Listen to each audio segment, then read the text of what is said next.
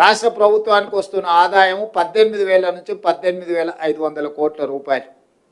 కొన్ని పథకాలను పక్కన పెట్టిన 22,500 కోట్ల రూపాయలు నువ్వు తల తాకట్టు పెట్టైనా ప్రతి నెల మన ఖర్చులు ఉన్నాయి.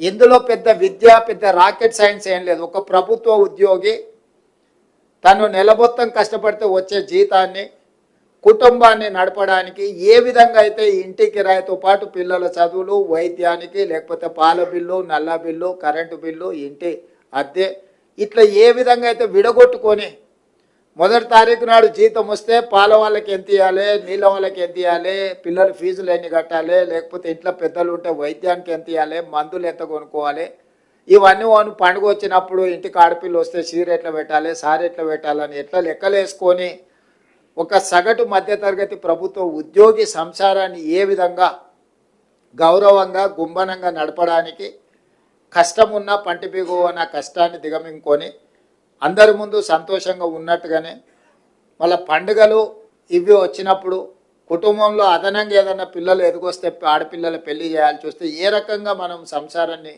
ముందుకు తీసుకెళ్తామో ఈరోజు మేము కూడా ఎన్నో గత ప్రభుత్వం నుంచి వారసత్వంగా వచ్చిన అప్పులను తప్పులను కప్పిపుచ్చుకుంటూ ప్రతిసారి మేము దివాలా తీసినామని చెప్పుకుంటూ వెళ్తే ఇంకా నమ్మేవాడు కూడా నమ్మని పరిస్థితి వస్తుందని చెప్పి ఒక రకంగా కూడా తీసుకొని ముందుకు వెళ్తున్నాం.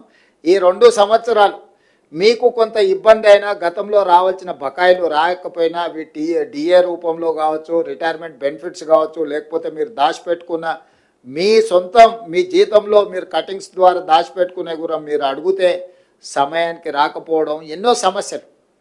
కొంతమంది రిటైర్మెంట్ ఉద్యోగస్తులకు ఆరోగ్య సమస్యలు వచ్చి వైద్యం చేయించుకుందాం అనుకున్నా కూడా సరైన సమయంలో రాని పరిస్థితుల్లో 2 సంవత్సరాలు ఈ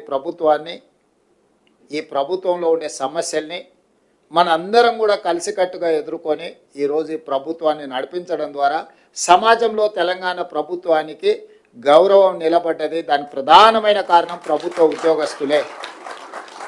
మేమందరం కలిస్తే ఎంతమంది?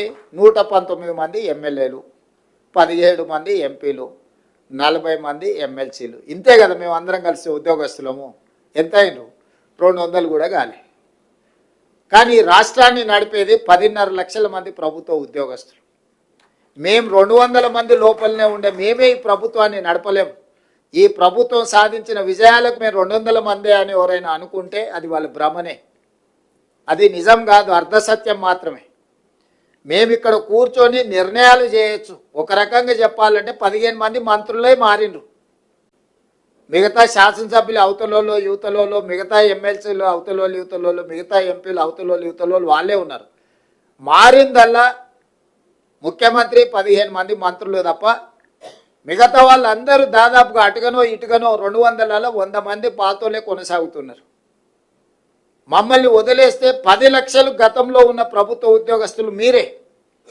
ఆనాడు వాళ్ళు చేసిన తప్పు నిర్ణయాలను కూడా మీ మీద ఒత్తిడి పెట్టి అమలు చేయించారు. ఈరోజు మేము చేసే సక్రమమైన నిర్ణయాలను కూడా మీరు అమలు చేస్తున్నారు. కాబట్టి ఈరోజు ఉపాధి హామీ పథకం నుంచి మొదలు పెడితే షాది ముబారక్ కావచ్చు, కళ్యాణ లక్ష్మి కావచ్చు, సన్న బియ్యం కావచ్చు, 200 యూనిట్లు ఉచిత కరెంటు కావచ్చు, రైతు బీమా కావచ్చు, లేకపోతే ఈరోజు ఇందిరమ్మ ఇండ్లు కావచ్చు, మా ప్రభుత్వం గొప్పగా చెప్పుకునే సన్న బియ్యం పథకము, ఇందిరమ్మ ఇండ్లు, ఈరోజు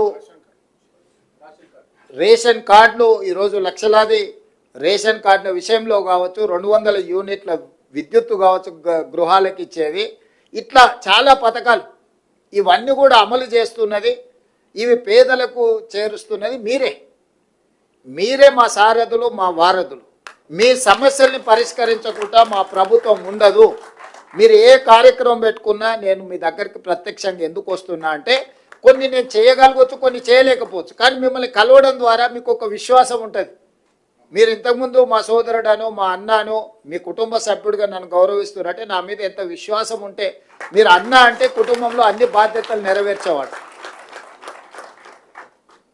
యుక్త వయసులో